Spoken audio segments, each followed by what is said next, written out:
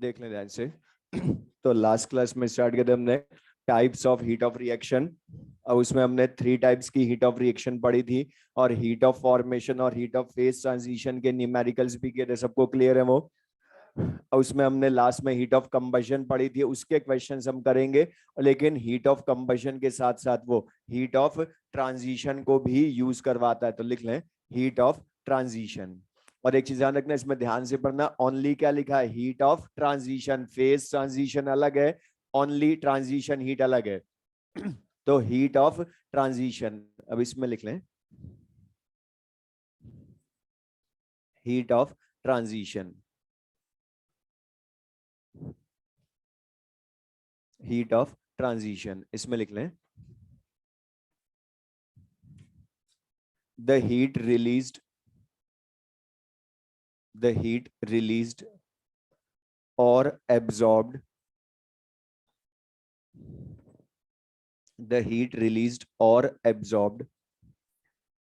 when 1 mole of an element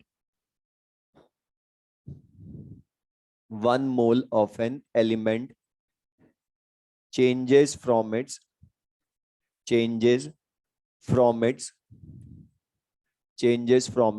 one to another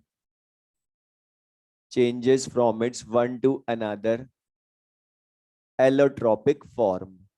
Changes from its one to another allotropic form. Changes from its one two another allotropic form. मतलब the यहाँ पर heat of transition में हम क्या check करते हैं कि एक एलिमेंट अपनी एक एलोट्रोपिक फॉर्म से दूसरी एलोट्रोपिक फॉर्म में चेंज होता है। तो लिख लें, जैसे मैं बोलूं क्वेश्चन में, और इसमें इक्वेशन लिखना बहुत सिंपल सा, खुद क्वेश्चन लैंग्वेज में बोलेगा। जैसे मैं बोलूं calculate heat of transition of graphite into diamond, तो हमने बता दिया कि ग्रेफाइट का कन्वर्जन इनटू डायमंड करना है। तो लिख लें, और इस रिएक्शन की जो हीट होगी उसको हम क्या बोल देंगे? Heat of transition of graphite into diamond. तो डेल्टा एच ट्रांजिशन लेके मतलब है तो यहां पर भी 1 मोल कार्बन का ग्रेफाइट से डायमंड में कन्वर्जन। या जैसे मैं दूसरा क्वेश्चन बोल दूं, calculate heat of transition of yellow phosphorus to red phosphorus. और बता फॉस्फोरस की एलोट्रोपिक फॉर्म्स तो कलर के अकॉर्डिंग ही बोलते हो, तो yellow phosphorus to red phosphorus, तो the phosphorus yellow to phosphorus red में कन्वर्ट करना है। लेकिन वो उल्टा भी बोल सकता है कि रेड टू येलो फॉस्फोरस में कन्वर्ट करें, तो जो वो बोले उसके अकॉर्डिंग इक्वेशन लिखनी है। तो ये लिख भी लें बोर्ड पर से।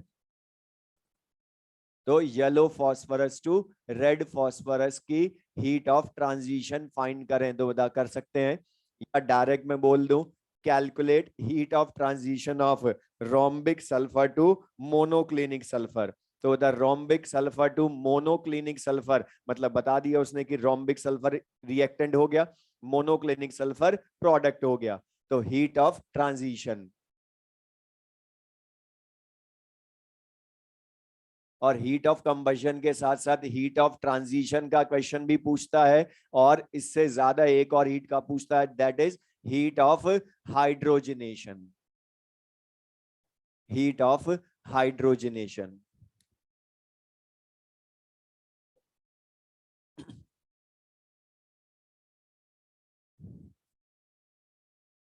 तो नेक्स्ट लिख लें हीट ऑफ हाइड्रोजनेशन। अच्छा, द ऑक्सीडेशन, जो हमने कंबशन पढ़ा था लास्ट क्लास में, द कंबशन में ऑक्सीजन ऐड होती है ना कंप्लीटली, तो हाइड्रोजनेशन में कौन ऐड होगी? हाइड्रोजन। कंप्लीट हाइड्रोजनेशन होना चाहिए। अच्छा, हाइड्रोजन ऐड किस में हो सकती है? जिनमें double bond and triple bond हो, मतलब जो सैचुरेटेड हो या अनसैचुरेटेड हो। और सैचुरेशन पर उनका कंप्लीट हाइड्रोजनेशन का मतलब है कि एल्कीन या एल्काइन हाइड्रोजन ऐड करके कंप्लीटली कन्वर्ट किसमें हो? एल्केन में। तो जो हीट रिलीज होगी उसको हम बोलेंगे हीट ऑफ हाइड्रोजनेशन। तो लिख लें the heat released the heat released when 1 mole of alkane sorry, वो मत लिखना, वापस सुन लें। The heat released when 1 mole of an unsaturated unsaturated organic compound, 1 mole of an unsaturated organic compound undergoes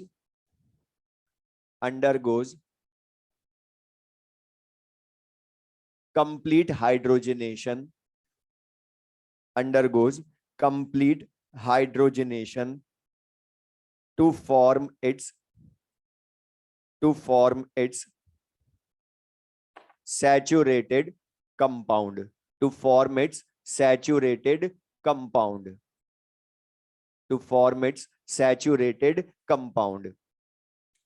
तो बता, जैसे मैं लिखूं बोर्ड पर, इसकी जनरल इक्वेशन, किसी भी कंपाउंड के या एल्कीन या एल्काइन के हाइड्रोजनेशन की जनरल इक्वेशन हम क्या बोल सकते हैं?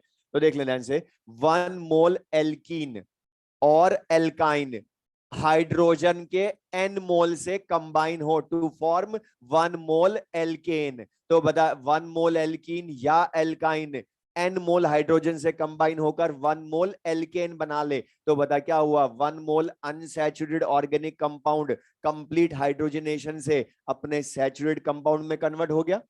तो जनरल इक्वेशन किसी के भी हाइड्रोजनेशन की हम बिल्कुल सिंपली लिख लेंगे। तो ये लिख लें जनरल इक्वेशन। तो 1 मोल एल्कीन या एल्काइन n मोल हाइड्रोजन से रिएक्शन करके 1 मोल एल्केन में कन्वर्ट हो, तो इसको हम बोल देंगे हीट ऑफ हाइड्रोजनेशन। अब जैसे मैं बोलूं, क्वेश्चन हमसे यहां पर सबसे ज्यादा हाइड्रोजनेशन के क्वेश्चन जो आज तक आए हैं कंपटीशन में, वो रिपीट हुए हैं, और 4 टाइप के कंपाउंड्स की ही उन्होंने पूछी है, और उन्हीं को अलग अलग तरह से पूछता है।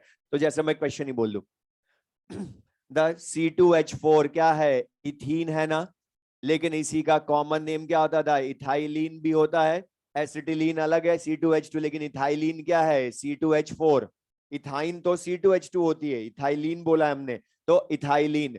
अब इसके हाइड्रोजनेशन की इक्वेशन अगर हम लिखें, तो यहां पर ध्यान रखना, जैसे हम कंबशन में O2 को लास्ट में बैलेंस करते थे, यहां हाइड्रोजन को लास्ट में बैलेंस करेंगे। बस करना क्या, जितने नंबर ऑफ कार्बन एटम्स की एल्कीन या एल्काइन है, उतने नंबर ऑफ कार्बन एटम्स की एल्केन में कन्वर्ट कर देना। तो बता, C2H4 2 कार्बन एटम की एल्कीन है, तो बता 2 कार्बन एटम की एल्केन क्या बनेगी? C2H6 ही बनेगी।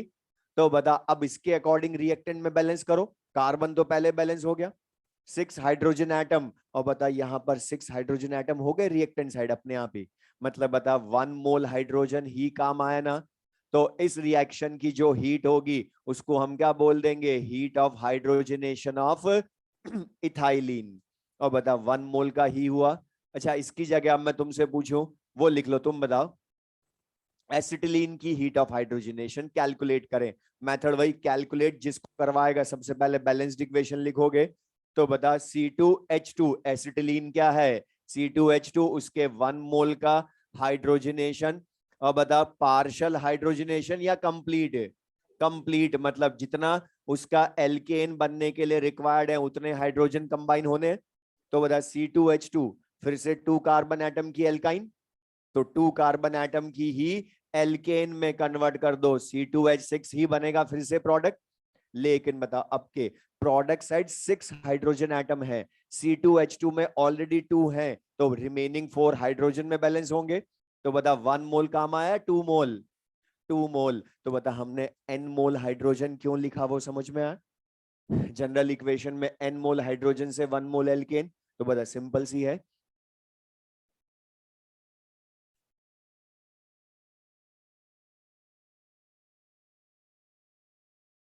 तो बता, अगर मैं पूछूं heat of hydrogenation of benzene, heat of hydrogenation of benzene, तो बता C6H6। लेकिन अब ये एल्केन या एल्कीन या एल्काइन एलिफेटिक या एरोमेटिक कोई भी हो सकती है। अभी तक तो एलिफेटिक थी, लेकिन अब एरोमेटिक है, लेकिन मेथड तब भी वही, एरोमेटिक हो तो उनको साइक्लो एल्केन में कन्वर्ट कर देना। तो बता यहां पर हाइड्रोजन ऐड होगी जब, तो बता यहां पर क्या होगा? सारे डबल बॉन्ड ब्रेक होकर किसमें बदलेंगे? सिंगल बॉन्ड में। और बता सारे डबल बॉन्ड हटेंगे तो सब जगह एक एक हाइड्रोजन 6 और आ जाएंगे, तो बता क्या बन जाएगा? साइक्लोहेक्सेन।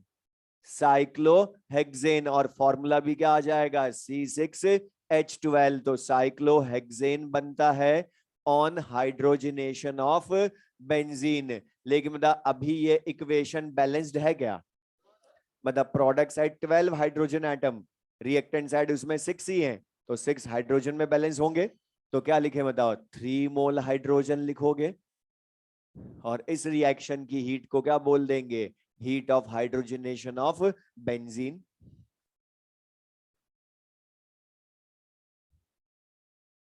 लिख भी लें साथ में। अच्छा, द साइक्लोहेक्सीन बोलूं, बेंजीन की जगह बोल रहा हूं अब मैं साइक्लोहेक्सीन। तो बता, साइक्लोहेक्सीन में तो एक ही डबल बॉन्ड होता है, बेंजीन में 3 डबल बॉन्ड, इसमें सिंगल डबल बॉन्ड।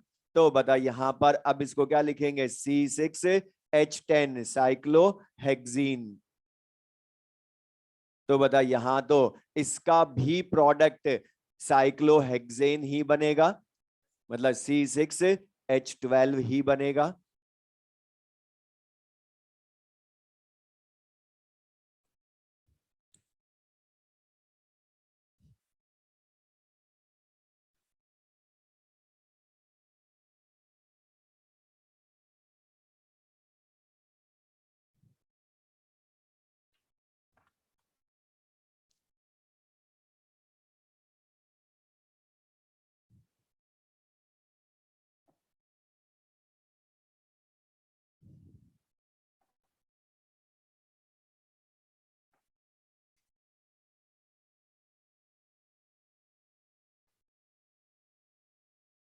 अब देख लें इसे।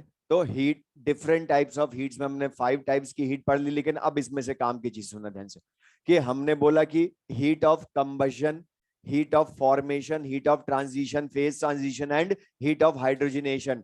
लेकिन सब में कॉमन चीज में वापस बोल रहा हूं, जो लास्ट क्लास में बोला था कि जो भी हीट तुमसे कैलकुलेट करवाए, सबसे पहले उसकी बाय डेफिनेशन बैलेंस्ड इक्वेशन लिखोगे, देन उस इक्वेशन के अकॉर्डिंग क्वेश्चन पढ़ोगे।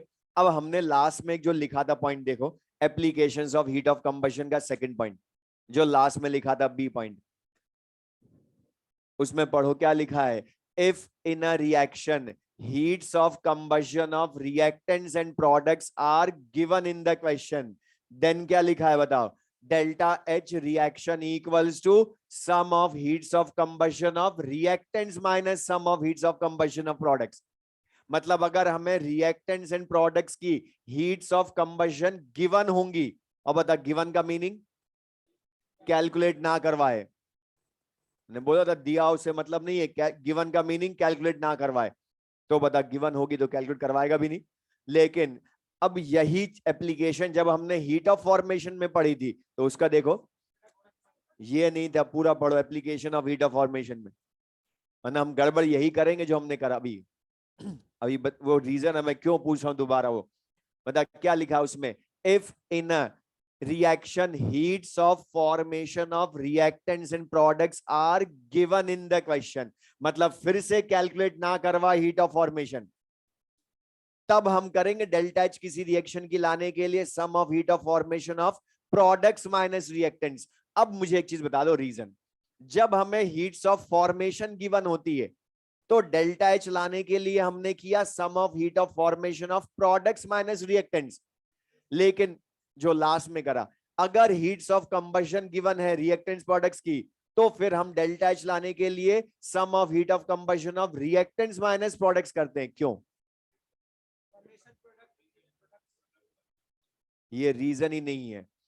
जो तो अभी बोला ना कुछ ने कि फॉर्मेशन में प्रोडक्ट बनता है, कंबशन में रिएक्टेंट होता है, इसका मतलब तो क्या हो गया कि फॉर्मेशन और कंबशन एक दूसरे के उल्टा रिएक्शन है।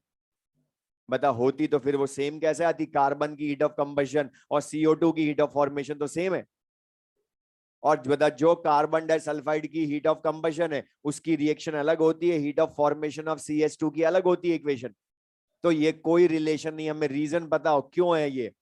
इसका रीजन है हेस लॉ, ये शॉर्ट ट्रिक है जो हमने लिखा है ये, वरना एक्चुअल मेथड ये है ही नहीं दोनों में।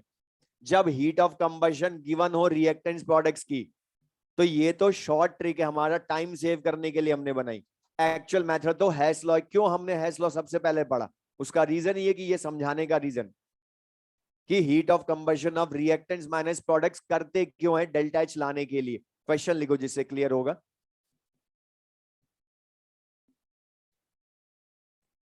Calculate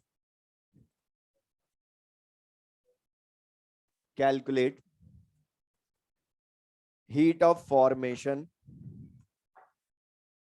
calculate heat of formation of methane calculate heat of formation of methane और गिवन लिख लें heats of combustion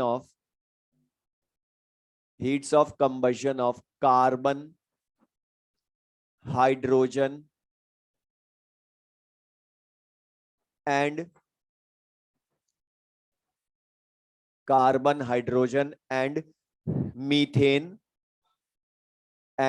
methane are board पर लिख लें are -394 -285 -887 किलोजूल पर मोल रेस्पेक्टिवली।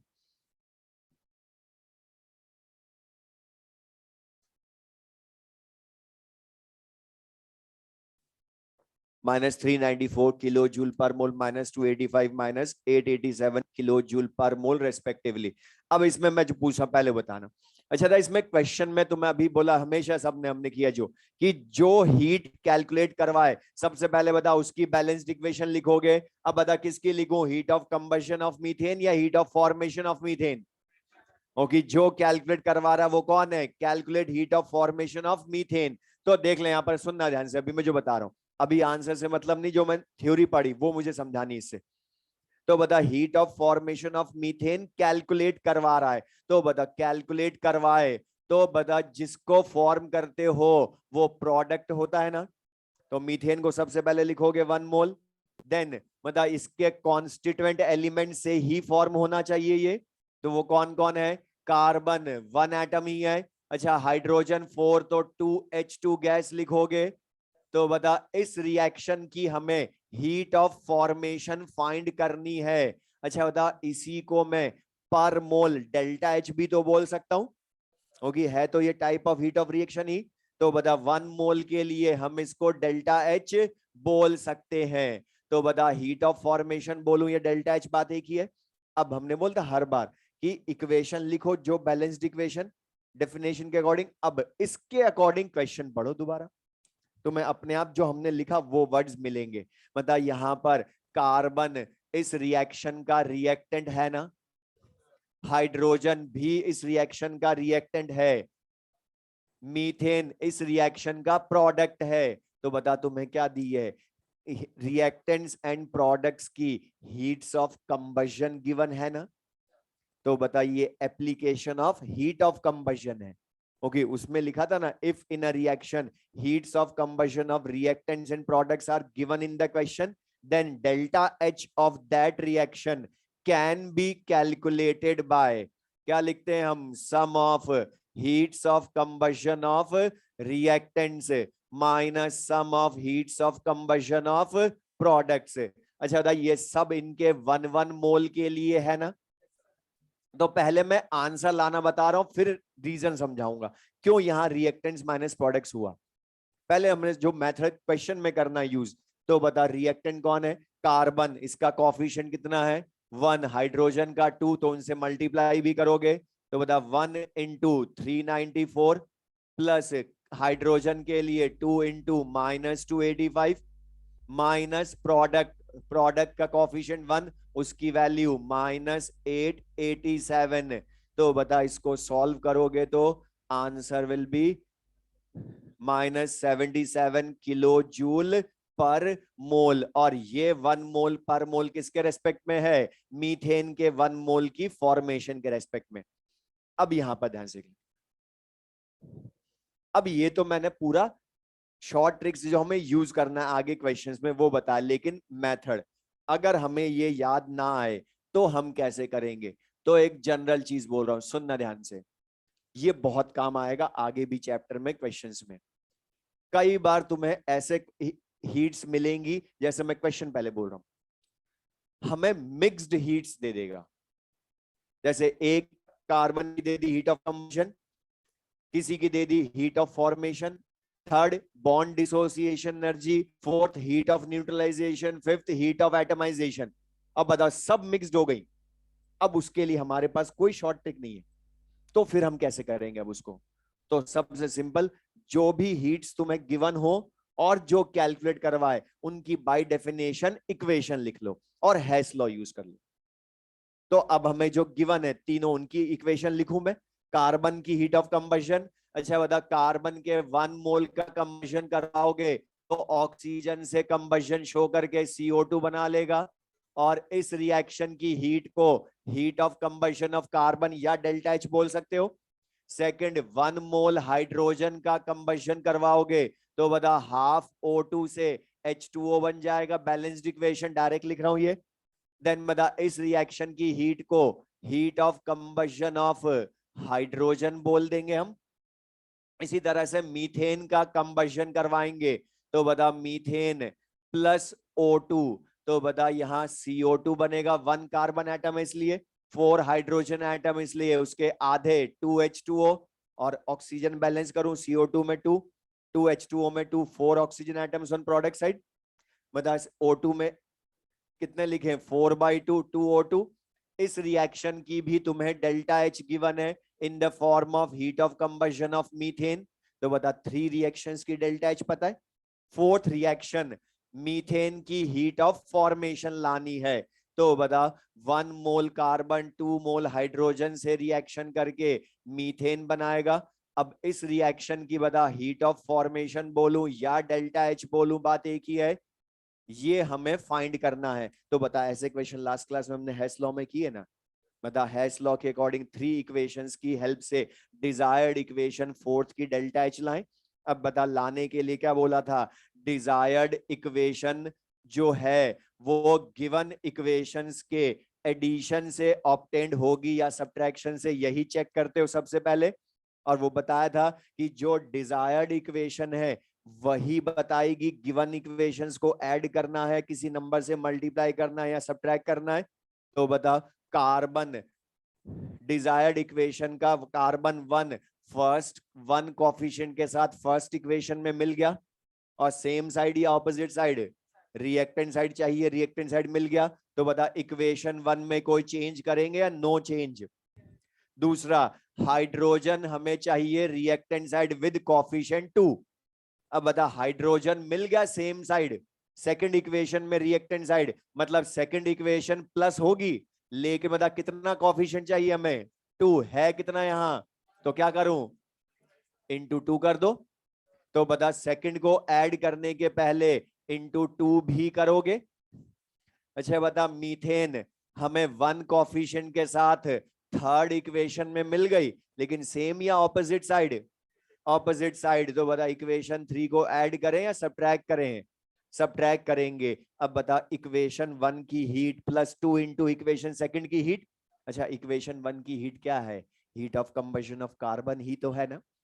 तो बता, इक्वेशन 1 की हीट लिख भी ले, तो बता heat of combustion of carbon plus second की heat heat of combustion of hydrogen, यही है ना। थर्ड की heat heat of combustion of methane, वो माइनस होगी, तो heat of combustion of methane. अब मुझे बता दो, रुक जा सुन लो पूरी चीज, बता यहां पर, अब मुझे बता ये क्या करा तुमने, कार्बन की हीट प्लस 2 इंटू हाइड्रोजन की हीट, इनका सम किया ना दोनों का, और ये दोनों क्या है, डिजायर्ड इक्वेशन के प्रोडक्ट या रिएक्टेंट है, और वो क्या है, मीथेन प्रोडक्ट है। तो बता, डेल्टा एच, अब या तो तुम पूरे मेथड से कर लो या हमने शॉर्ट कंक्लूजन बना ली।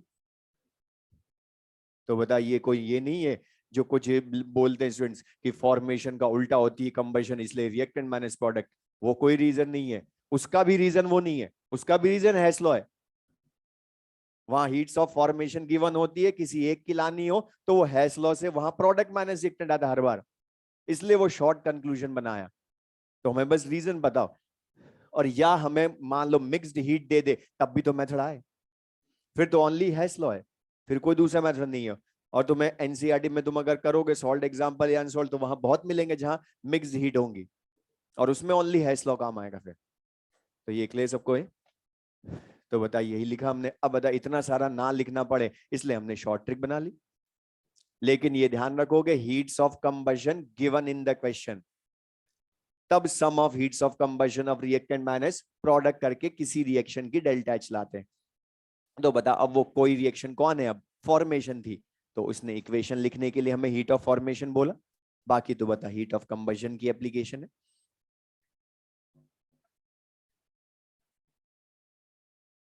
वो डिपेंड करेगा क्वेश्चन में कि वो किसके कौन सी रिएक्शन के लिए पूछ रहा है। मान लो जैसे अभी मैं क्वेश्चन ही करवाऊंगा एक, अभी हाइड्रोजनेशन में करवाऊंगा एक क्वेश्चन, ठीक है? और अगर मिक्स जो ना हो रहा तो इक्वेशन लिख के कर लेना फिर, ठीक है?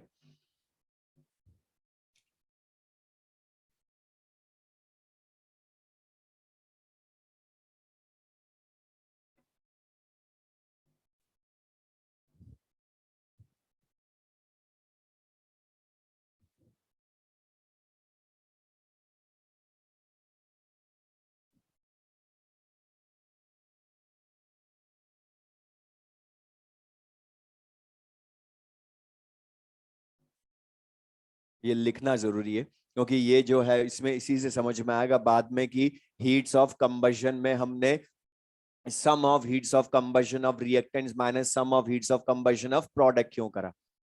और यही सब चीजें समझाने के लिए हमने हैश लॉ सबसे लास्ट में होता है लेकिन सबसे पहले पढ़ा, क्योंकि रीजन सबका वही है। पूरे चैप्टर थर्मोकेमिस्ट्री में हर चीज का रीजन हैश लॉ है। और ये मैं बोल रहा हूँ, मिक्स्ड हीट वाले क्वेश्चन मिलेंगे तो मेथड ओनली एक वो है, थोड़ा लेंदी होगा लेकिन फिर वो अच्छा क्वेश्चन हो जाएगा कि हमें उसको यूज करना आता है या रटा हुआ है हमने ओनली ये। तो बताइए, ये चीज क्लियर सबको? ये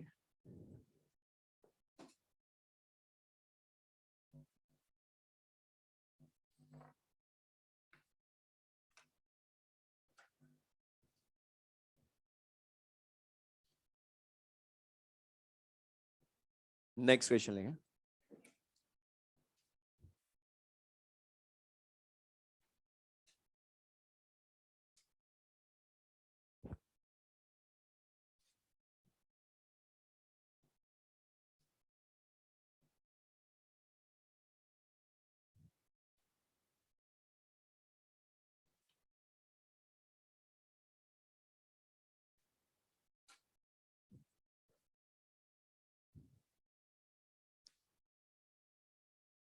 the heats of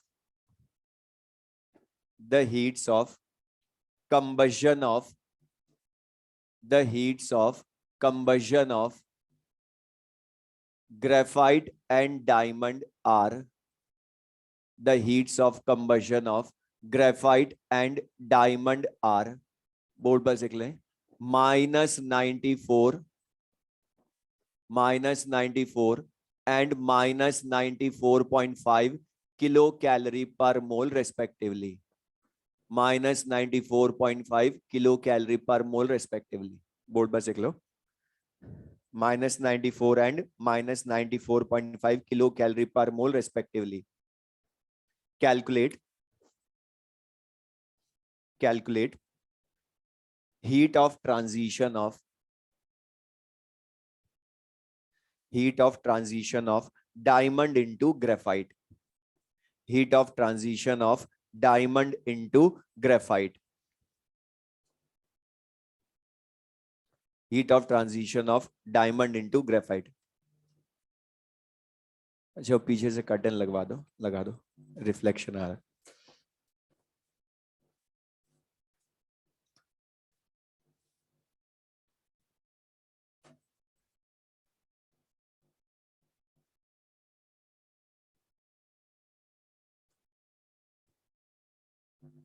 और बस जो कैलकुलेट करवा उसकी बैलेंस्ड इक्वेशन लिखो, फिर क्वेश्चन पढ़ लो, क्वेश्चन हो जाएगा। क्या आंसर है? -0.5 हो गया सबका है। तो अतः उसने खुद ने लिखा heat of transition of diamond into graphite calculate करें, मतलब बता, उसने बता दिया कि डायमंड रिएक्टेंट है और ग्रेफाइट प्रोडक्ट है, डायमंड इनटू ग्रेफाइट। तो बता, इस रिएक्शन की हमें डेल्टा एच फाइंड करनी है। लेकिन मतलब फाइंड करने के लिए पढ़ो क्वेश्चन, इसके अकॉर्डिंग मैंने बोला हमेशा लिखने के बाद पढ़ो। अब बता, डायमंड इसका रिएक्टेंट है, ग्रेफाइट इसका प्रोडक्ट है, और रिएक्टेंट प्रोडक्ट की फिर से बता तुम्हें heats of combustion are given in the question. तो बताइए, तो application of heat of combustion का क्वेश्चन, तो heat of combustion of reactant diamond -94.5 और -94 ग्रेफाइट की हीट ऑफ कंबशन डायरेक्ट लिख दे। तो बता आंसर कितना आ गया, -0.5 किलो कैलोरी पर मोल, और ये पर मोल किसके रेस्पेक्ट में, डायमंड के 1 मोल के रेस्पेक्ट में होगा। और मैंने लास्ट क्लास में बोला था कि थर्मोकेमिस्ट्री में हर बार अपना आंसर क्रॉस चेक जरूर करना थ्योरी के अकॉर्डिंग। अच्छा, हमने पढ़ा था ग्रेफाइट का कन्वर्जन इनटू डायमंड एंडोथर्मिक होता है, इसीलिए graphite is more stable then diamond. तो बता डायमंड का ग्रेफाइट में कन्वर्जन एक्सोथर्मिक होना चाहिए ना, मतलब हमने करेक्ट किया, माइनस आया। नेक्स्ट क्वेश्चन लिखे।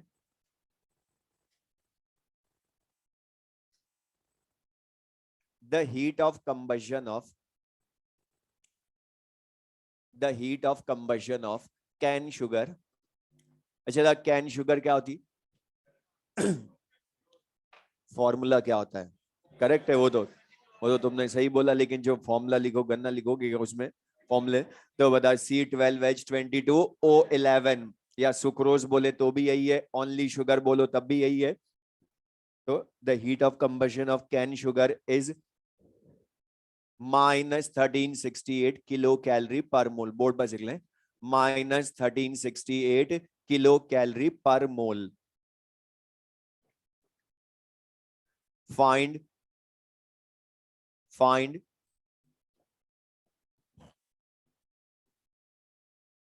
Find calorific value of sugar, calorific value of cane sugar, calorific value of cane sugar।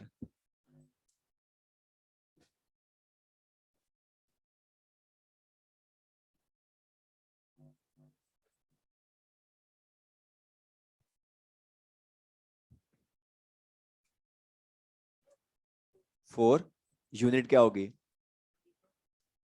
मतलब कैलोरिफिक वैल्यू हमने पढ़ी थी था, वो क्या था फॉर्मूला, इसकी डेफिनेशन ही ध्यान रखो। हमने बोला 1 ग्राम सब्सटेंस के कंबशन पर जो रिलीज हीट होती है वही होती है कैलोरिफिक वैल्यू। और हमने बोला कैलोरिफिक वैल्यू क्या है, heat of combustion upon molecular weight, और हीट ऑफ कंबशन की वैल्यू कितनी है, -1368। अच्छा, C12H22O11 का molecular weight sum of atomic mass से सबको रटा हुआ भी है 342। तो बता कितनी हो गई, -4 किलो कैलोरी पर ग्राम। और हमने एक चीज बोली थी कि कैलोरीफिक वैल्यू का यूज भी क्या है, कि तुमसे अब बता, मैं तुम्हें क्वेश्चन में 2 और फ्यूल दे देता और पूछता कि बेस्ट फ्यूल कौन सा है, या मोस्ट एफिशिएंट या लीस्ट एफिशिएंट कौन सा है। तो बता सबके लिए मॉलिक्यूलर वेट से डिवाइड करो उनकी हीट ऑफ कंबशन को, और जिसकी कैलोरीफिक वैल्यू ज्यादा आएगी पर ग्राम वही मोस्ट एफिशिएंट, या जिसके लिए कम आएगी वही लीस्ट एफिशिएंट। तो ये चीज क्लियर सबको ये। नेक्स्ट क्वेश्चन लिखे।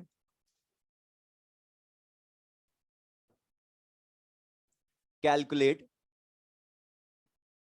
Calculate heat of hydrogenation, calculate heat of hydrogenation of acetylene, of acetylene, heat of hydrogenation of acetylene. और गिवन लिख लें बोर्ड पर से।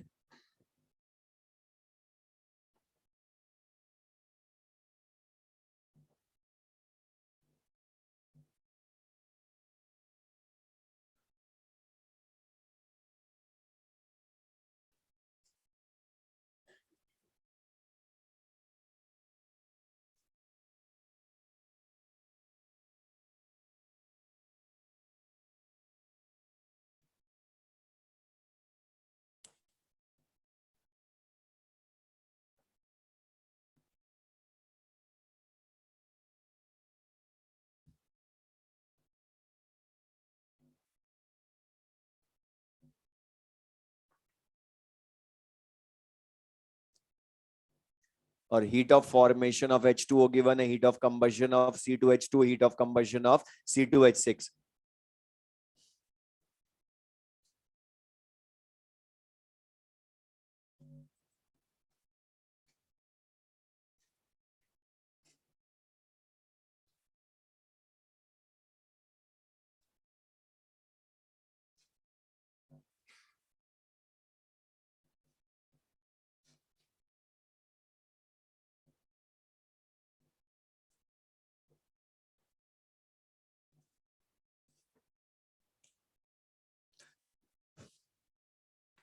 और मिल बांट के मत करो क्वेश्चन, सबका पेपर एग्जाम में लगाएगा, तो ध्यान से करो।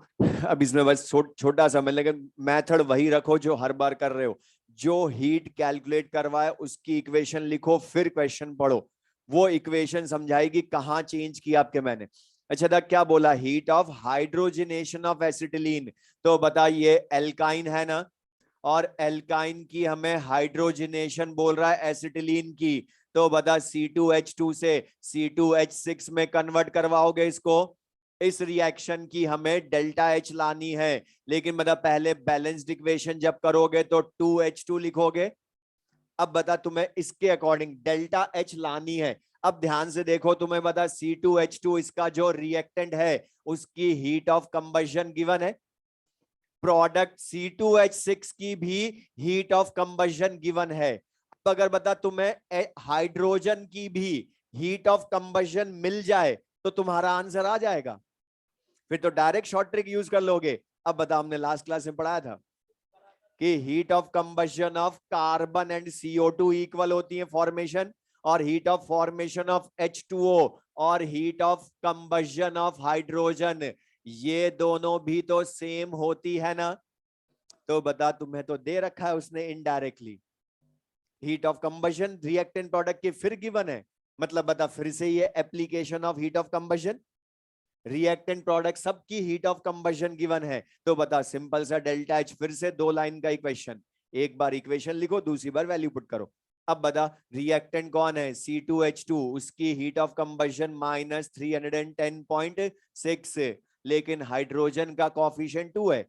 तो बता 2 इंटू -68.3 लिखोगे, माइनस प्रोडक्ट C2H6, तो 1 इंटू -337.2 लिखोगे, और इसको सॉल्व करोगे तो डेल्टा H की वैल्यू कितनी आ जाएगी? -110 किलो कैलोरी पर मोल। और ये पर मोल किसके रेस्पेक्ट में? एसिटिलीन के। और अपना आंसर फिर क्रॉस चेक करो, मतलब हाइड्रोजनेशन में हमेशा हीट रिलीज्ड होती है, हमने ओनली लिखा हीट रिलीज्ड, मतलब साइन नेगेटिव ही आना चाहिए ऑलवेज।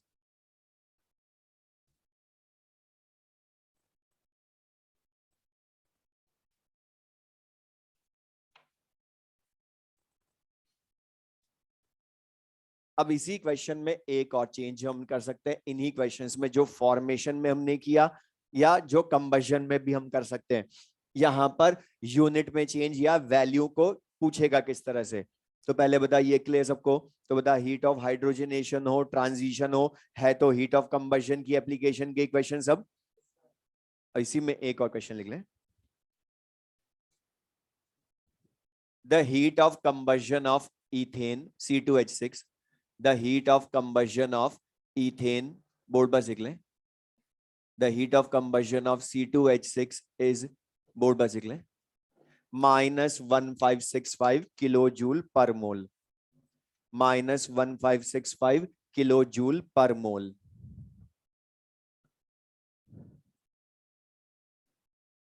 टू लिबरेट, उसके आगे लिख लें, टू लिबरेट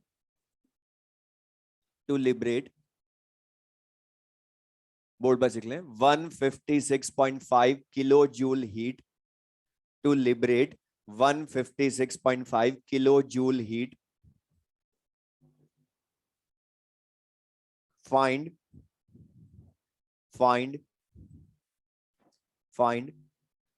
अब इसमें 2 पार्ट्स हैं क्वेश्चन में। First, volume of O2 required at STP, volume of O2 required at STP, volume of O2 required at STP. Second, mass of C2H6 required, mass of C2H6 required and produced mass of CO2 and produced mass of CO2, produced mass of CO2। अब इसमें सुन ले मैं जो बोल रहा हूँ। अच्छा, इस तरह के क्वेश्चन हमने जब हीट ऑफ रिएक्शन पढ़ी थी लास्ट क्लास में, तो बता वहां पर हीट ऑफ रिएक्शन की डेफिनेशन पर बेस्ड क्वेश्चन हमने मोल कंसेप्ट को यूज करके किए थे। तो यहां पर भी सुनना वैसे गए। और एक क्वेश्चन मुझे बदलना हो अगर यहां पर थोड़ा भी, तो मैं मोल कंसेप्ट ही मिक्स करूंगा क्वेश्चंस में इसमें। अब यहां पर ध्यान से देखो उसने कौन सी हीट दी है, heat of combustion of ethane. और बता उसके 1 मोल का ही कंबशन होता है हीट ऑफ कंबशन में, तो बता पर मोल लिखी है ना। तो सबसे पहले यहां पर मेथड वही, अगर इस तरह से तुमसे वॉल्यूम मास या पूछे या मोल पूछे, तो सबसे पहले जो हीट गिवन हो उसकी बैलेंस्ड इक्वेशन लिखना होगी, वही हमारा आंसर लाएगी। अब बताइए इथेन की हीट ऑफ कंबशन गिवन है, तो इसके 1 मोल का कंबशन करवाएं। अच्छा बता इथेन का कंबशन होगा तो इथेन तो गैस ही होती है, O2 गैस। अच्छा बता 2 कार्बन एटम इसमें, तो 2 मोल CO2 प्रोड्यूस करोगे। अच्छा 6 हाइड्रोजन एटम, तो 6 या उसके हाफ, तो 6/2 मतलब 3H2O लिक्विड फॉर्म करोगे। टेम्परेचर नहीं दिया तो रूम टेम्परेचर मानोगे।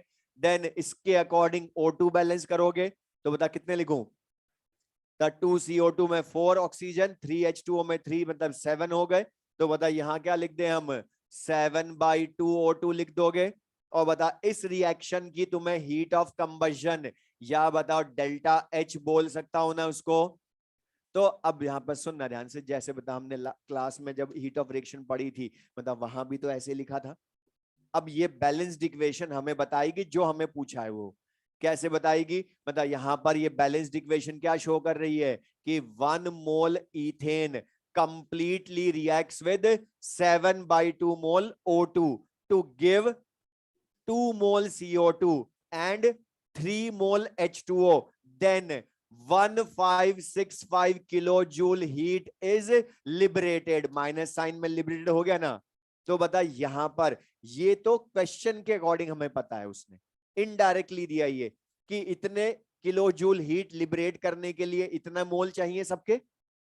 तो बता तुम्हें क्या पूछा है, 156.5 किलो जूल हीट रिलीज करने के लिए कितना वॉल्यूम चाहिए, कितना मास चाहिए। तो एक जनरल चीज बोलो, चाहे वॉल्यूम पूछे, चाहे मास पूछे, चाहे नंबर ऑफ मॉलिक्यूल्स पूछे, तुम तो हर बार मोल लाओ सबके, फिर मोल को चाहे जिसमें चेंज कर लेंगे हम। तो अब यहां पर पहला क्वेश्चन में क्या पूछा है बताओ, वॉल्यूम ऑफ O2 मतलब मैं मोल ऑफ O2 लाऊं। अच्छा बैलेंस्ड इक्वेशन के अकॉर्डिंग क्या है कि 1565 किलो जूल हीट रिलीज होने के लिए या लिबरेट होने के लिए। अच्छा बता यहां ध्यान से देखो, रिलीज्ड मैंने लिखा तो माइनस नहीं लिखा फिर, क्योंकि रिलीज में माइनस आ गया अपने आप। तो 156 किलो जूल हीट रिलीज होने के लिए बता कितने मोल चाहिए ऑक्सीजन के, 7/2 मोल O2 चाहिए। तो बता 156.5 किलो जूल हीट रिलीज होने के लिए कितने चाहिए होंगे, द 7/2 अपॉन 1565 1 के लिए, तो इंटू 156.5 कर दोगे तो उसके लिए आ जाएगा।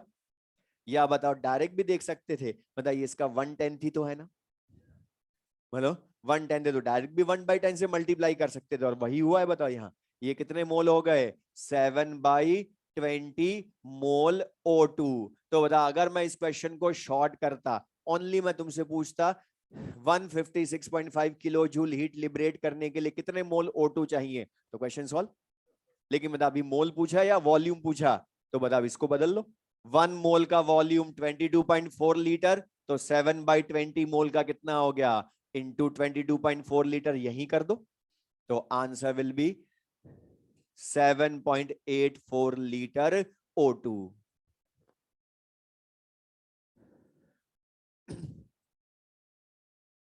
अब सेकंड जो पूछा एग्जाम में, तीनों में से एक पूछना है, लेकिन मैं चेंजेस बस एक साथ बता रहा हूं कैसे, लेकिन मैथड सबका एक जैसा। अच्छा बता इथेन का रिक्वायर्ड मास भी पूछा है, मतलब तब भी मैं मोल लाऊं।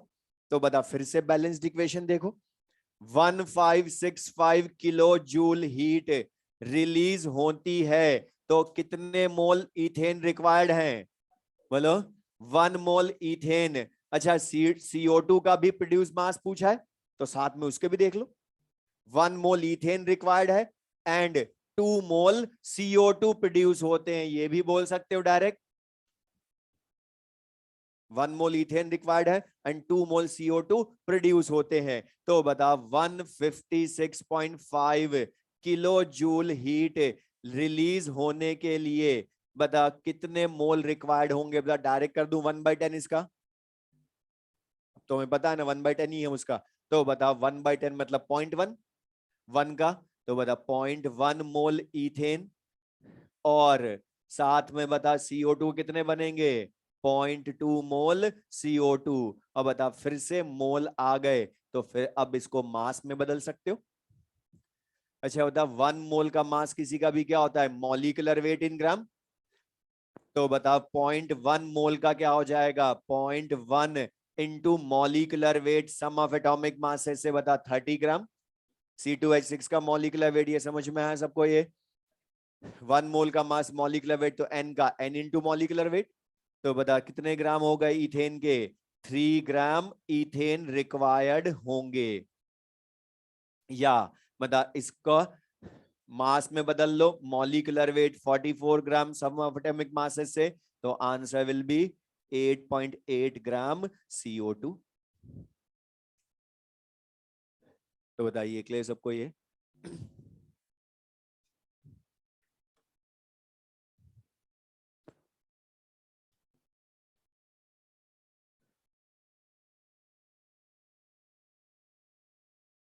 तो बता मीनिंग क्लियर सबको ये।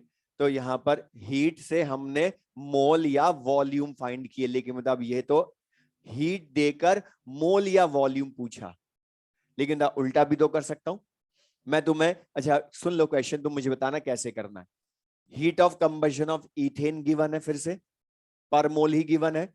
अब मैं बोलूं 7.84 लीटर O2 लिबरेट होती है या 7.84 लीटर O2 लेते हैं, तो कितनी डेल्टा H होगी। तो बता अब क्या करोगे बैलेंस्ड इक्वेशन फिर से लिखो। अब बता तुम्हें डेल्टा H लानी है अब के, तो पहले बैलेंस्ड इक्वेशन का O2 और डेल्टा H का रिलेशन अब के उल्टा लिखो। बता अब के क्या बोलोगे 7/2 मोल O2 लेने पर delta H 1565 kilo joule release होती है। तो बता इसको अपॉन 22.4 करके मोल में बदलोगे ना पहले। तो ये ध्यान रखना अगर वॉल्यूम या मास दे रखा हो क्वेश्चन में तो पहले उनको मॉलिक्यूलर वेट से डिवाइड करके या 22.4 से डिवाइड करके मोल में बदलना, क्योंकि बता रिलेशन तो बैलेंस्ड इक्वेशन से मोल का ही अभी भी। तो बता 7/2 मोल से डेल्टा H 1565 किलो जूल, तो N मोल से कितने होंगे बता, तब भी उल्टा ला सकते हो। या मास देकर डेल्टा H पूछू तो मोल में बदलो, फिर 1 मोल से डेल्टा H उतना तो N मोल से कितना, तब भी आ जाएगा, कर लोगे। और मैं बोल रहा हूँ मॉड्यूल में जो मैं आज क्वेश्चंस दूंगा उनको ढंग से करना, क्योंकि उसमें भी कुछ अच्छे क्वेश्चन, लेकिन टफ नहीं बोल रहा हूँ, बस लैंग्वेज ध्यान से पढ़ना उन क्वेश्चंस की। और ये क्वेश्चंस जो हमने क्लास में किए पहले इनको दोबारा करना, क्योंकि आधे क्वेश्चंस मैंने बताए और तुमने बोल दिया ऐसा होगा तो कर लेंगे, तुमने हाँ भी कर लिया। तो बताओ जिनके लिए हाँ करा वो ध्यान भी पहले ये वाले क्वेश्चंस करना दोबारा खुद से बिना सॉल्यूशन पढ़े, ठीक है। अब लिख लें next type of heat, heat of atomisation.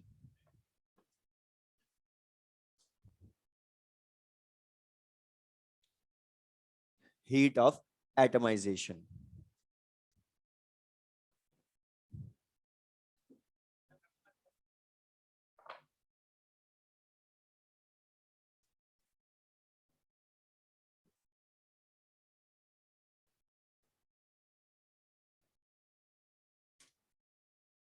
अब इसमें ध्यान से लें, और ये हीट ऑफ एटमाइजेशन, और इसके आगे मैं बताऊंगा bond dissociation energy and bond energy. लेकिन बोल रहा तुम देखना लास्ट 10 ईयर्स में हीट ऑफ कंबशन फॉर्मेशन तो आए ही क्वेश्चन, लेकिन उससे ज्यादा इन दोनों पर आए जो मैं आगे बता रहा हूं। और इसको समझना ध्यान से, बिल्कुल भी एक दूसरे को मत देखना क्योंकि ये बहुत इंपॉर्टेंट है और है इजी सा, ये क्लास में हमें समझ में आ गया तो बहुत सिंपल सा, इसलिए ध्यान से देख। तो लिख लें हीट ऑफ एटमाइजेशन। अच्छा था इसका नेम ही बता रहा है कि यहां पर एटम्स बनेंगे। अच्छा एटम्स कब बन सकते हैं जब बॉन्ड टूटे। तो बता इसमें एनर्जी रिलीज होगी या एब्जॉर्ब होगी ज्यादा। मतलब ब्रेकिंग में तभी एटम बनेंगे, तो इसका साइन कभी कभी पॉजिटिव या ऑलवेज पॉजिटिव। तो लिख लें the heat absorbed, the heat absorbed, the heat absorbed when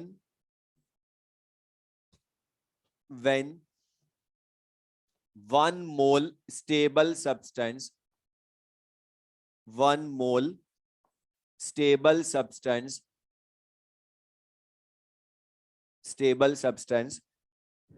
changes into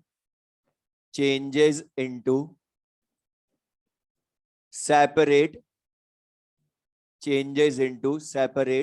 gaseous atoms, changes into separate gaseous atoms, changes into separate gaseous atoms.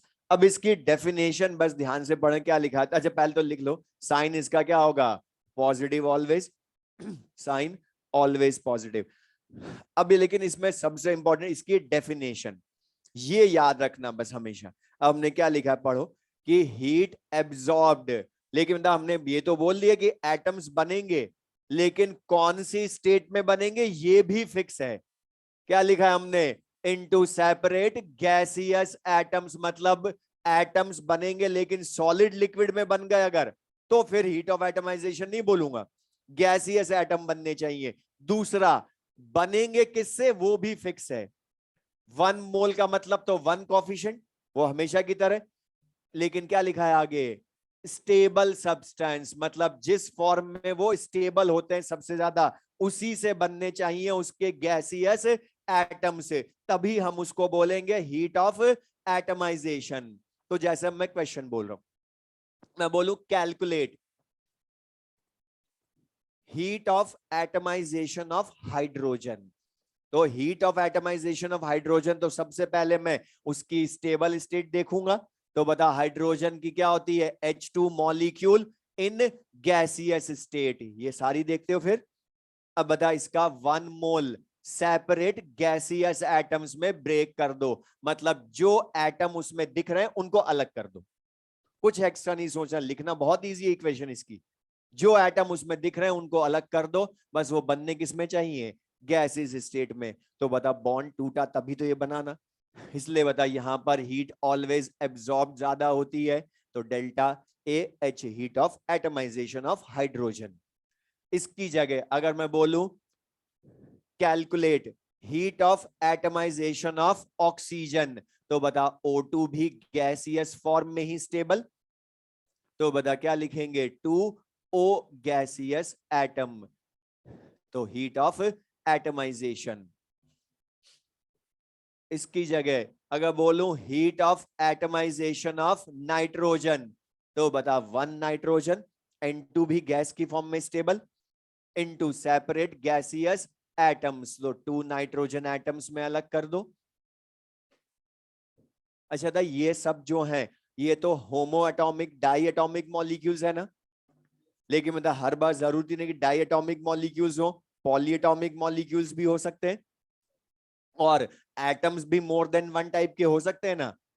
तो जैसे मैं बोलूं कैलकुलेट, लिख भी लेना साथ में, calculate heat of atomisation of methane. अब बता मीथेन तो गैसियस स्टेट में स्टेबल, लेकिन CH4 है आपके मॉलिक्यूल, तो बता इसका 1 मोल मॉलिक्यूल सारे बॉन्ड्स को ब्रेक कर दो, अलग कर दो। लेकिन बता क्या लिखोगे, सारे एटम्स को अलग करोगे तो C gas plus 4H gas लिखोगे ना। अब यहां पर बता, लेकिन यहां एक चीज का ध्यान रखना, हमारी हैबिट हो चुकी है, हम यूज टू हो चुके हैं सी को देखते सॉलिड कर देते हैं, लेकिन यहां ध्यान रखना होता है सी गैसियस स्टेट में बनना चाहिए। अगर सॉलिड स्टेट में बना दिया तो फिर उसको हीट ऑफ एटमाइजेशन नहीं बोलूंगा, वो गैसियस एटम्स ही बनने चाहिए। तो बता जो जो एटम उसमें दिख रहे हैं उन्हीं को तो अलग कर रहे हो ना, बता सिंपल सा। इसकी जगह अगर बोलूं calculate heat of atomisation of ammonia, heat of atomisation of ammonia, तो बता फिर से नाइट्रोजन अलग करो और 3 हाइड्रोजन अलग कर दो, तो इस रिएक्शन की हीट को heat of atomisation of ammonia या मीथेन बोल देंगे।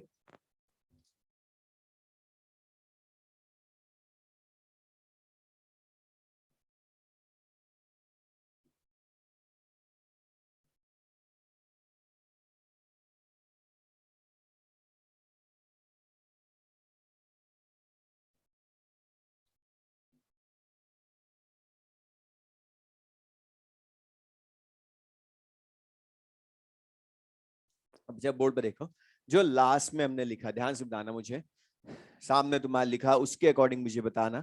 अच्छा था, ये जो लास्ट में दोनों लिखी,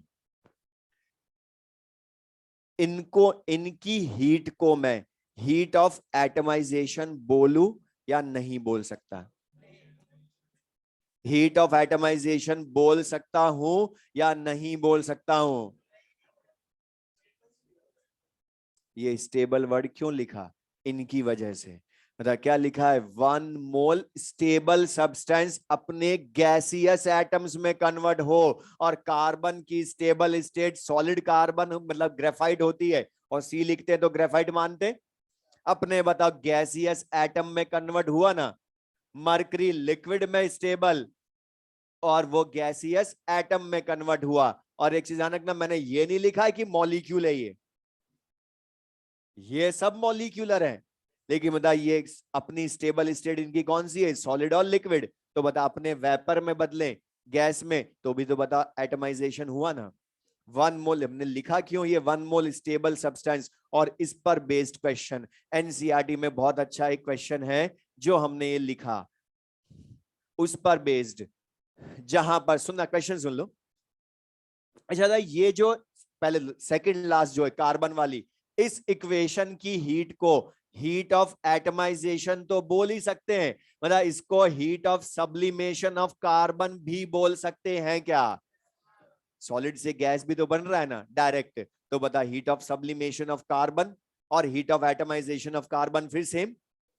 और हमने बोला दो रिएक्शंस की, दो टाइप की डेल्टा एच तभी सेम हो सकती है जब उनकी इक्वेशन सेम हो।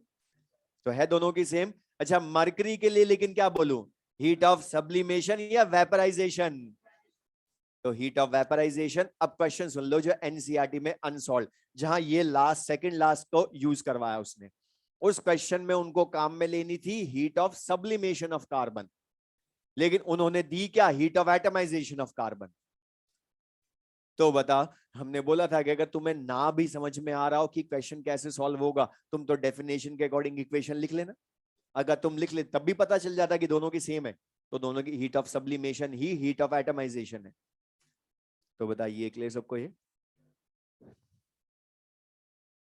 अच्छा, यहां से एक काम की चीज मुझे बता, जो हमारे आगे काम आएगी। इन दो को मैं छोड़ दूं अगर, इन दोनों लास्ट वाले कार्बन मरकरी को अगर हम छोड़ दें, तो बता बाकी सब मॉलिक्यूल है ना।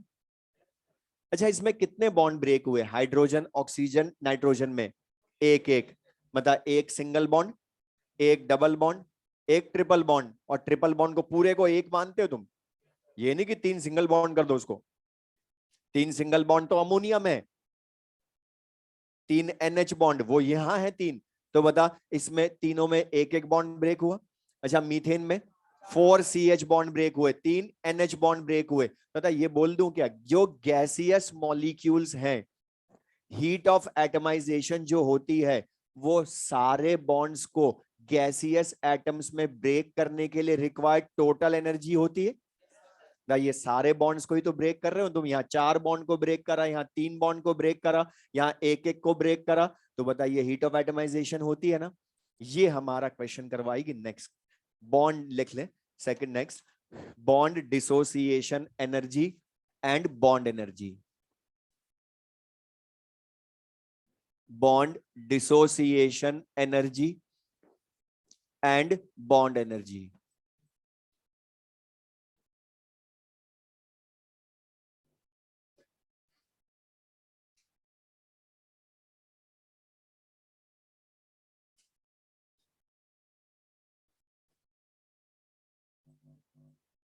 Bond dissociation energy and bond energy. और इनको अब मैं बोल रहा हूं बहुत ध्यान से पढ़ लो इसमें, क्योंकि ये छोटी छोटी चीजों, बस इसमें डाउट जो है, कंफ्यूजन, वो क्लियर रखना बस।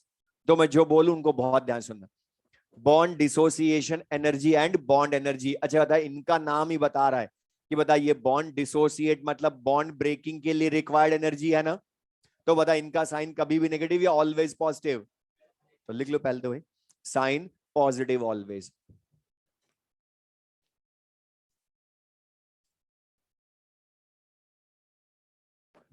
इनका साइन भी पॉजिटिव होगा always.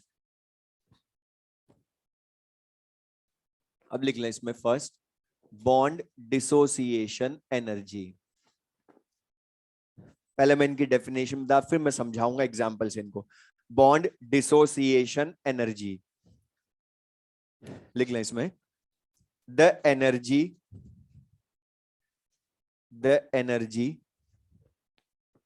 absorbed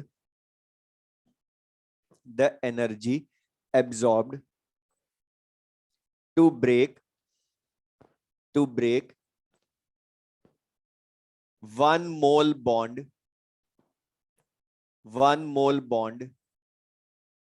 in gaseous molecule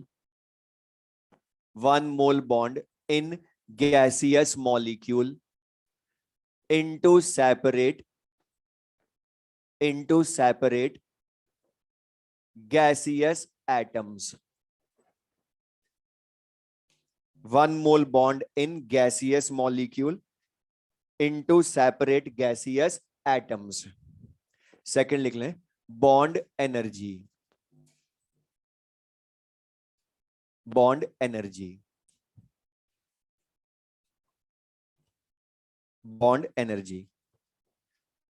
it may be defined as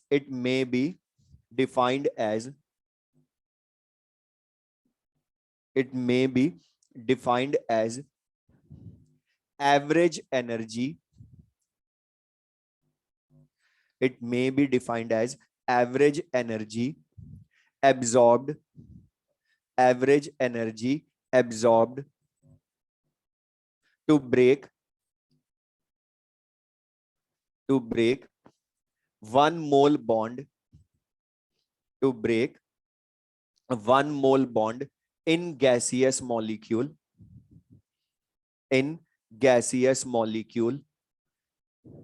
into separate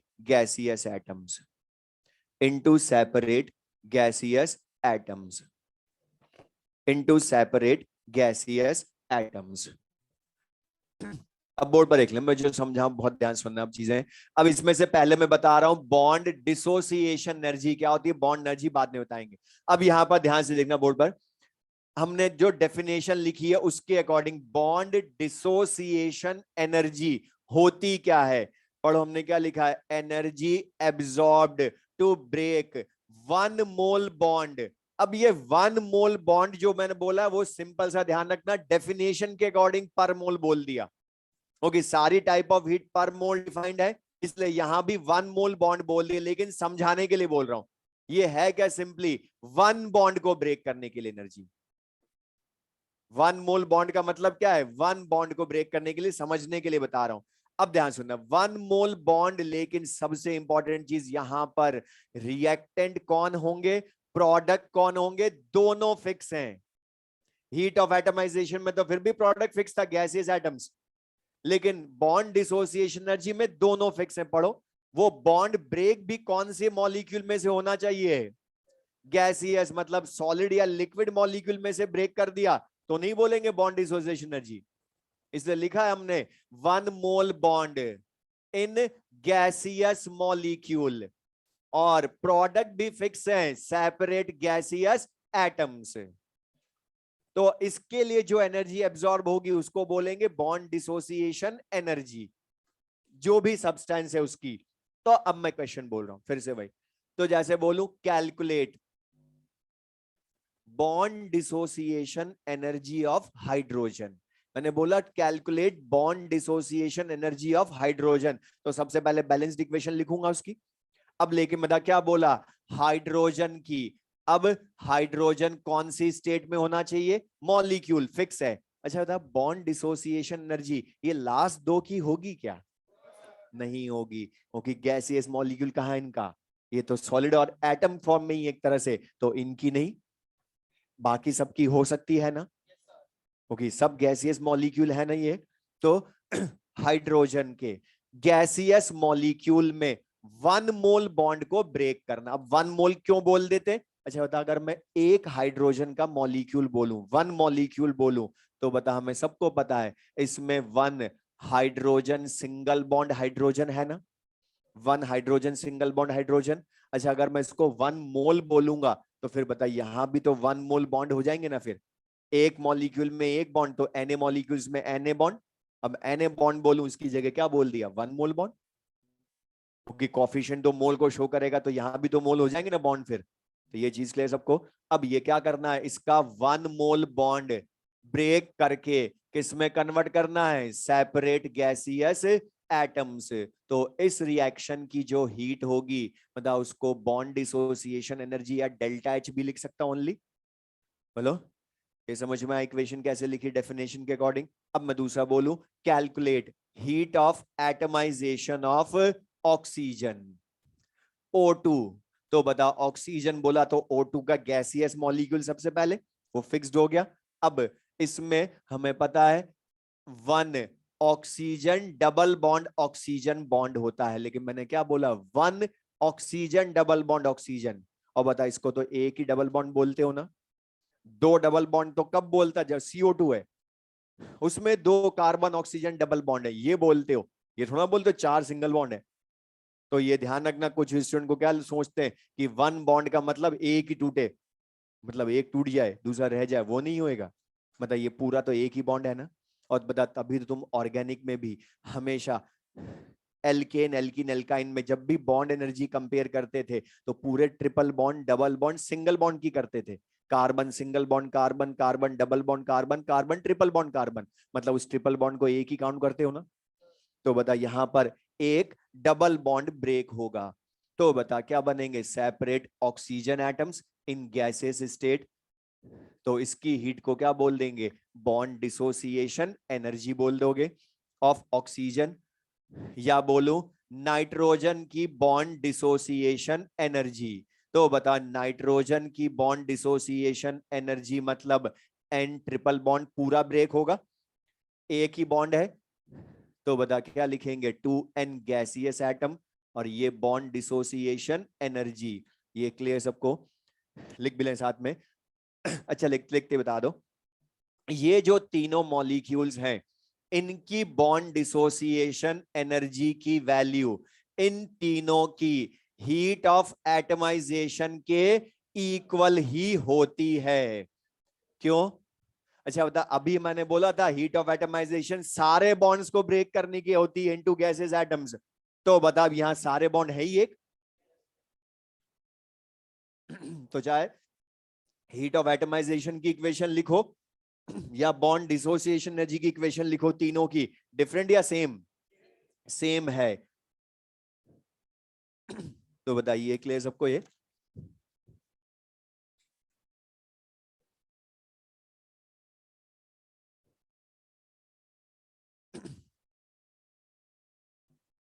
ये तीनों इक्वेशन लिख लें।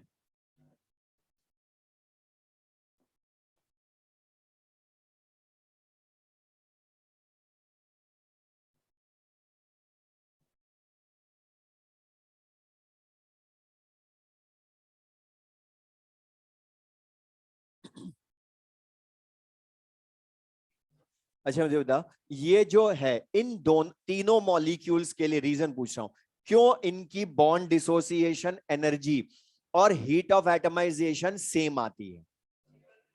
क्यों आती सेम? क्योंकि इनमें bond he, number of bond एक ही है। नंबर ऑफ बॉन्ड का मतलब एक ट्रिपल बॉन्ड, एक डबल बॉन्ड, एक सिंगल बॉन्ड ही है। इसलिए बताओ, ऑल बॉन्ड्स को ब्रेक करने की एनर्जी बोलूं या एक बॉन्ड को ब्रेक करने की एनर्जी बोलूं, बात एक ही है। अच्छा, लेकिन ये दूसरा रीजन क्या, ये सब डाई एटॉमिक मॉलिक्यूल्स हैं।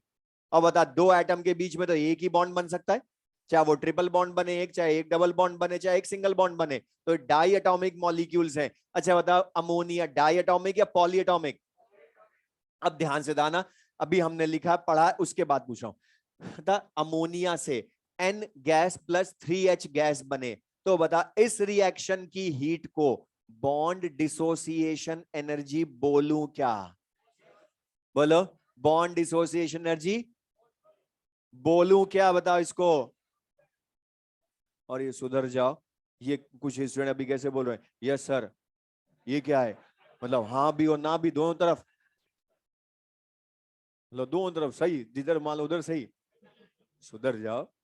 तो बता, यहां पर नहीं बोल सकता इसको बॉन्ड डिसोसिएशन एनर्जी, क्योंकि बता इसमें क्या हुआ, 3 बॉन्ड्स ब्रेक हुए हैं एक साथ, यहाँ पर 3 NH बॉन्ड्स ब्रेक हुए, तो बता इनको तो 3 बोलूंगा ना, ये थोड़ा बोलूंगा N ट्रिपल बॉन्ड H है ये।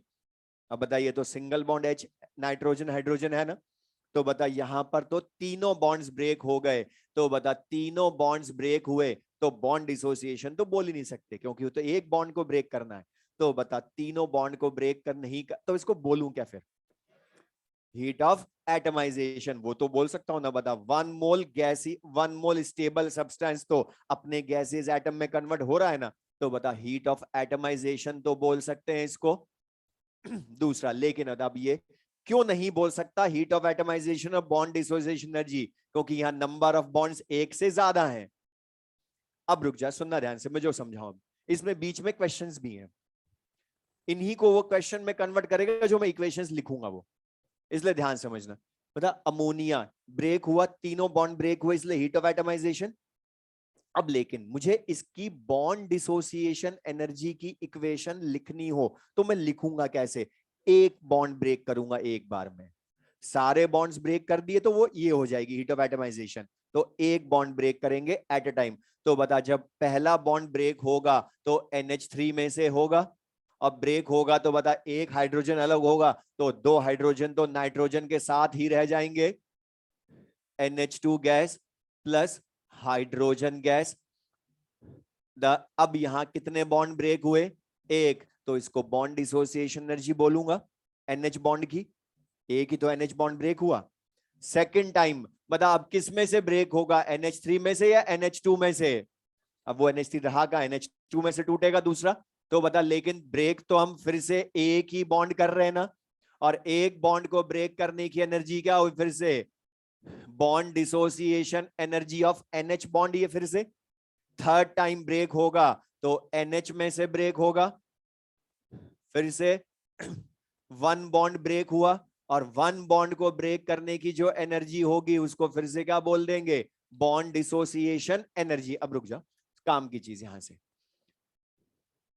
ये तीनों जो हैं ये अलग अलग सब इंडिविजुअल बॉन्ड डिसोसिएशन एनर्जीज है ना, तो ये ध्यान सुनना, पॉली एटॉमिक मॉलिक्यूल्स में सक्सेसिव बॉन्ड ब्रेकिंग्स होती है, एक साथ तीनों बॉन्ड ब्रेक नहीं होते हैं, वो हम बोल देते हैं कि ब्रेक हो गए, लेकिन एक्चुअल में क्या होते हैं, 1 बाय 1 होते हैं। अब मैं तुमसे क्वेश्चन पूछ रहा हूं, ध्यान से ध्यान, बता तीनों बार हमने अलग अलग 3 स्टेप्स में बॉन्ड ब्रेक किए, लेकिन बता तीनों बार बॉन्ड तो NH बॉन्ड ही हुआ ना, तो मुझे बता तीनों स्टेप्स की बॉन्ड डिसोसिएशन एनर्जीज डिफरेंट होंगी या सेम, बोलो।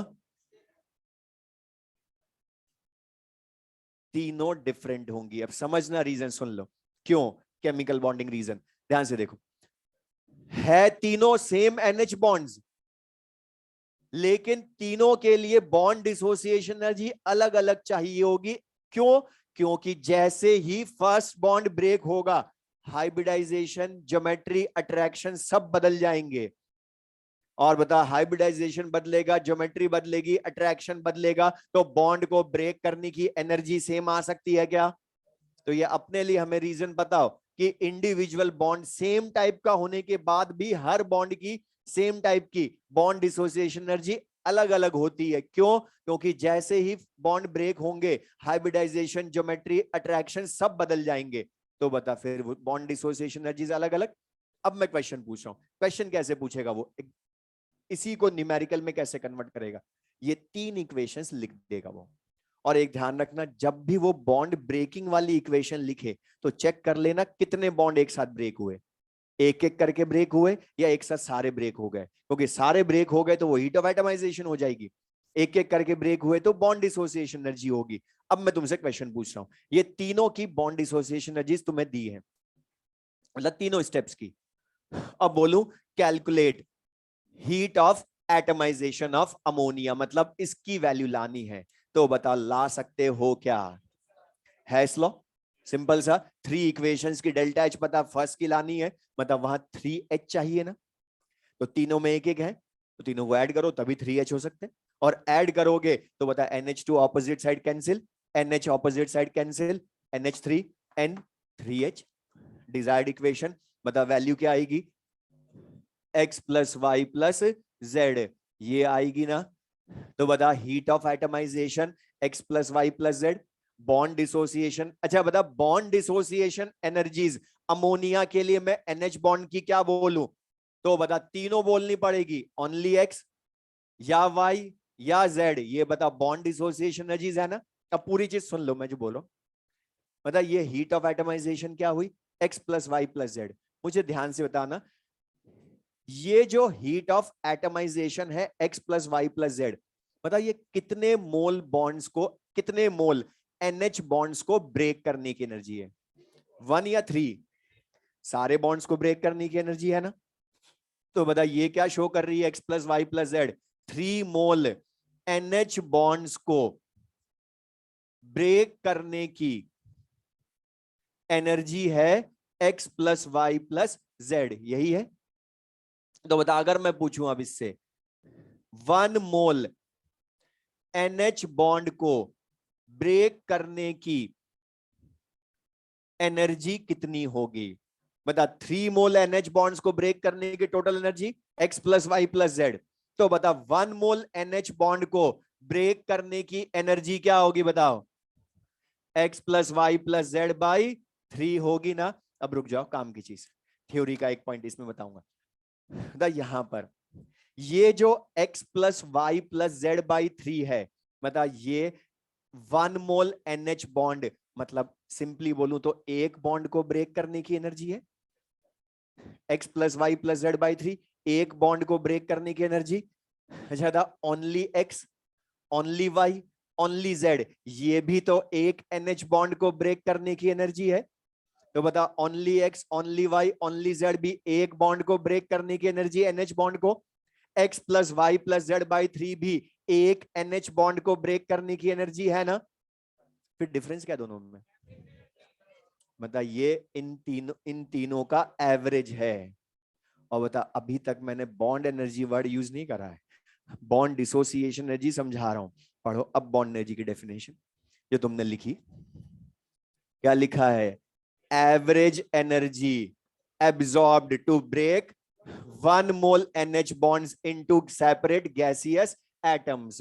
तो वो एवरेज वर्ड क्यों लिखा बॉन्ड एनर्जी में, वो समझ में आया? ओके अब लेकिन पूरी चीज सुन लो इसकी, फिर लिख लेना एक साथ। मतलब बॉन्ड एनर्जी, ये जो x plus y plus z by 3 है, ये bond energy of NH bond है ना। अब लेकिन ध्यान सुनना, ये बॉन्ड एनर्जी तुमने ध्यान से पूरी केमिस्ट्री में कहीं भी तुम पढ़ते हो तो बता ये बॉन्ड एनर्जी एग्जैक्ट है या एग्जैक्ट का एवरेज है? एग्जैक्ट का एवरेज है। एग्जैक्ट तो कौन है? बॉन्ड डिसोसिएशन एनर्जी, क्योंकि हर बॉन्ड की वो अलग अलग होती है, सेम टाइप की भी। तो एग्जैक्ट तो बॉन्ड डिसोसिएशन एनर्जी है, लेकिन तुमने ध्यान से देखा हो कभी भी तो तुमने कभी rarely bond dissociation energy use की है, वरना तुम हर जगह बॉन्ड एनर्जी वर्ड यूज करते हो। क्यों करते हैं उसका रीजन अपनी नॉलेज के लिए बताओ। Because bond dissociation energy calculate हम कर सकते हैं, लेकिन कैलकुलेट करना बहुत डिफिकल्ट होता है। क्यों? क्योंकि टाइम इंटरवल बहुत कम लगता है सक्सेसिव बॉन्ड ब्रेकिंग में। जैसे ही फर्स्ट बॉन्ड ब्रेक होगा ये अनस्टेबल हो जाएंगे, तो ये बहुत जल्दी जल्दी ब्रेक होंगे, और जल्दी जल्दी ब्रेक होंगे तो इनका सम, मतलब सारे बॉन्ड्स को ब्रेक करने की टोटल एनर्जी, इसको लाना ज्यादा इजी है। और बता जब तुम सारे बॉन्ड्स को ब्रेक करने की एनर्जी लाओगे एक साथ, तो बता उससे तो हर बार एवरेज ही आएगी ना। इसलिए तो बता तुम हर जगह पढ़ते भी किसको हो? बॉन्ड एनर्जी को। इसलिए बॉन्ड एनर्जी हम यूज करते हैं ज्यादा, लेकिन बता एग्जैक्ट अपनी नॉलेज के लिए बताओ तो ये लिख लें, बोलो।